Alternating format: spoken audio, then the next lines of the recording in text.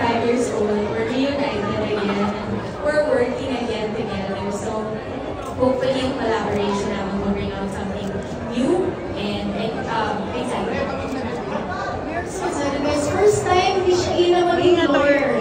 What was your biggest challenge sa role? Well, siguro yung physicality. We wanted to change kung ano man yung mga usual na napapanood ninyo, yung sa Pamilya Sagrado, diba? To someone na blonde,